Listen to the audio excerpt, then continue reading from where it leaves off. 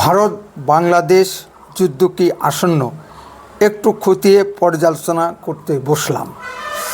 বাংলাদেশের রাজনীতির গতি প্রকৃতি, বর্তমান বাংলাদেশের শাসকবর্গের মনোভাব সেই দিকেই ইঙ্গিত করছে।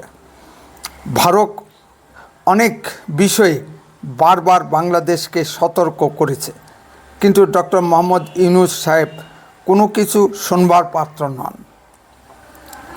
চোরে না শুনে ধর্মের কাহিনী। ডক্টর মোহাম্মদ ইউনূসকে মার্জিত শিক্ষিত ভদ্রলোক ভাবলে ভুল হবে। অত্যন্ত ঘোরেল টাইপের চাটগাঁইয়া লোক। তিনি নিজেকে বাঁচাতে যে কোনো সময় যে কোনো ঘটনা ঘটিয়ে ফেলতে পারেন। নিজেকে বাঁচাতে তিনি শিলিগুড়ি করিডোরের উপর আঘাত হানতে পারেন। যত ক্ষুদ্র সামরিক শক্তির অধিকারী হোক না কেন বাংলাদেশ, এই কাজটি ঘটাতে পারে ডক্টর মোহাম্মদ ইউনূস। এখানে একটি গল্প বলি। এক ঝগড়াটে মহিলা সবসময় স্বামীকে গালাগাল পারে। একদিন স্বামী মহারাজ খেপে গিয়ে স্ত্রীকে পিটাতে শুরু করে। পিটাতে ওই স্বামী মহারাজ স্ত্রীর বুকের ওপর চড়ে বসে। তখনও ওই স্ত্রী নিচে থেকে স্বামীকে গালাগাল পাড়তে থাকে, মুখ বন্ধ করে না। মনে রাখতে হবে, বাংলাদেশের অবস্থাও সেই দিকেই গড়াচ্ছে। নমস্কার, আপনারা শুনতেন উত্তরে কণ্ঠ থেকে আমি প্রভাত বসাক, তুফানগঞ্জ, কোচবিহার। বাংলাদেশের সেনাপ্রধান ওয়াকারুজ্জামান ও ডক্টর মোহাম্মদ ইউনূস বাংলাদেশের সেনাবাহিনীকে যে কোনো পরিস্থিতি মোকাবেলায় প্রস্তুত থাকতে বলেছেন। আবার ভারতীয় স্থল সেনাপ্রধান শ্রী উপেন্দ্র দ্বিবেদী সেই একই ইঙ্গিত দিচ্ছেন। বাংলাদেশের নাবালক সমন্বয়কগণ অনবরত ভারতের চিকেন নেক চেপে ধরে উত্তর পূর্ব ভারতের 7 সিস্টার্সকে বিচ্ছিন্ন করার হুমকি দিচ্ছে। ভাবতে হবে, এগুলো কথার কথা নয়। পিছন থেকে অবশ্যই ভারতের কোনো বৈরী দেশ কলকাঠি নাড়ছে। লালমনিরহাটে সামরিক বিমান ঘাঁটি তৈরি করতে চীন এত আগ্রহ কেন? বাংলাদেশের এই অরাজকতার পিছনে পাকিস্তান তো আছেই, সঙ্গে দোসর চীন। সুতরাং বাংলাদেশের সামরিক শক্তি যত ক্ষুদ্রই হোক না কেন, ভারতকে 10 বার ভাবতে হচ্ছে। ফলে চিকেন নেকের আকাশে রাফায়েল, MiG-29 ও সুখোই যুদ্ধ বিমান টহলদারি বেড়ে গেছে। যুক্ত হয়েছে চিনুক ও অ্যাপাচে হেলিকপ্টার, যা অতি সহজেই শূন্য সামন্ত মালপত্র ও যুদ্ধ সরঞ্জাম নিয়ে অতি দ্রুত যুদ্ধক্ষেত্রে পৌঁছে যেতে পারে। মাটিতে T-90 সিরিজের হাজার হাজার যুদ্ধ ট্যাঙ্ক মোতায়েন করা হয়েছে। সীমান্তে S-400 বিমান বিধ্বংসী ক্ষেপণাস্ত্র ব্যবস্থা বসানো হয়েছে। ব্রহ্মস মিসাইল মোতায়েন করা হয়েছে। কাছাকাছি শুকনা ক্যান্টনমেন্টকে চূড়ান্ত সতর্ক অবস্থানে রাখা হয়েছে। ভারত চিকেন নেক নিয়ে যুদ্ধ প্রস্তুতি কোনো কিছুই খামতি রাখছে না। এগুলো থেকে বোঝা যাচ্ছে না ভারতও চূড়ান্ত প্রস্তুতি সেরে রেখেছে। তদুপরি দেখা যাচ্ছে 3টি রুশ যুদ্ধজাহাজ চট্টগ্রাম বন্দরে নোঙর করেছে। স্পেনের রাজধানীতে বসে বাংলাদেশের সেনা প্রধান জেনারেল ওয়াকারুজ্জামানকে সরিয়ে দেবার চক্রান্ত করেছে পাকিস্তানি গুপ্তচর সংস্থা ISI। এই চক্রান্তের অংশ হিসাবে পাকপন্থী 2 জন ঊর্ধ্বতন বাংলাদেশি সেনা কর্মকর্তা সেখানে উপস্থিত ছিল। বাংলাদেশ নিয়ে আন্তর্জাতিক রাজনীতি খেলা শুরু হয়ে গেছে। বাংলাদেশের স্বাধীনতা ও সার্বভৌমত্ব বিলীন হওয়ার পথে। বাংলাদেশের জনগণের একটি বড় অংশ তাই চায়। তারা স্বাধীন বাংলাদেশের অস্তিত্বকেই স্বীকার করে না।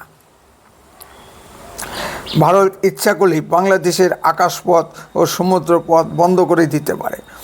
বাংলাদেশের আন্তর্জাতিক সমুদ্র সীমায় 2টি ভারতীয় পরমাণু শক্তি চালিত সাবমেরিন ও 5টি যুদ্ধজাহাজ মোতায়েন করা আছে।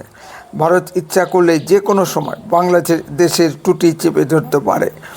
বাংলাদেশের অর্থনীতি ভেঙে পড়েছে।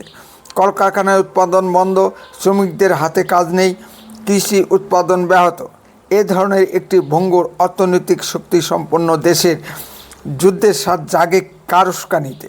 আসলে বাংলাদেশের শাসকবর্গ নানাভাবে ভারতকে উত্তেজিত করবার চেষ্টা করছে। মাননীয় প্রধানমন্ত্রী মোদিজি অত্যন্ত ঠান্ডা মাথায় সব কিছু ট্যাকেল করার চেষ্টা করছেন।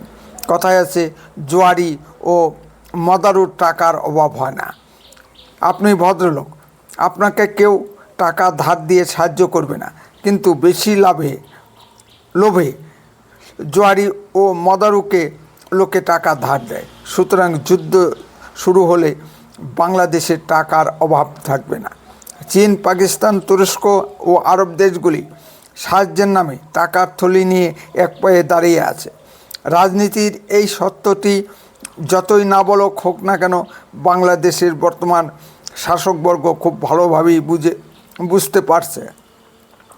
সুতরাং বাংলাদেশকে হাতে না মেরে ভাতে মারতে হবে। মার্কিন যুক্তরাষ্ট্র বাংলাদেশি পণ্যের উপর অতি উচ্চ হারে শুল্ক আরোপ করেছে। আবার ভারতও নিঃশুল্ক বাণিজ্য বন্ধ করে দিয়ে শতকরা 30% হারে শুল্ক আরোপ করেছে। এদিকে বাংলাদেশে হাহাকার অবস্থা। বাংলাদেশের শ্রেষ্ঠ ধর্মীয় উৎসব ঈদে মানুষ অনাহারে অর্ধাহারে কাটিয়েছে।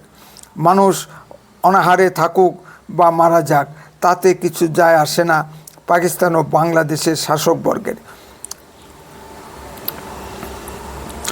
এদের রাজনীতির মূল থিমই হচ্ছে ভারত বিরোধিতা। ভারত বিরোধিতা করে আর কতদিন পাকিস্তান বাংলাদেশ পৃথিবীর মানচিত্রে টিকে থাকতে পারে, সেটাই এখন দেখার। ভারতের 7 সিস্টার যদি 9 সিস্টার্স হয়ে যায়, তাতে অবাক হওয়ার কিছু নেই। চীনে গিয়ে ডক্টর মোহাম্মদ ইউনূস বলছেন না, উত্তর ভারত ল্যান্ডলকড। ভারত যদি চট্টগ্রাম বন্দর দখল করে নেয়, তবে ল্যান্ডলক সমস্যাটি থাকবে না। আবার যদি রংপুর, দিনাজপুর দখল করে চিকেন বেলি অর্থাৎ মুরগির পেট বানিয়ে ফেলে, তাহলে কেমন হবে? আমার বাংলাদেশের দর্শক বন্ধুরা কমেন্ট করে জানাবেন। উত্তরের কণ্ঠ সর্বদাই বাস্তব ও সত্য কথা বলে। আরও এই ধরনের ভিডিও পেতে দয়া করে এক্ষুনি চ্যানেলটিকে সাবস্ক্রাইব করুন। যদি ভিডিওটি ভালো থাকে তাহলে অন্ততপক্ষে 10 জনের মধ্যে ভিডিওটি শেয়ার করুন। আপনার মূল্যবান মতামত কমেন্টে লিখুন। উত্তরের কণ্ঠ দেশের কথা বলে, দশের কথা বলে। আপনারা চোখ রাখুন উত্তরের কণ্ঠের পর্দায়। আপনার অঞ্চলে ঘটা কোনো ঘটনার ভিডিও এই হোয়াটসঅ্যাপ নম্বরে পাঠান। গুরুত্ব বুঝে আমরা তা প্রচার করব। বন্দে মাতরম। ভারত মাতা কি জয়।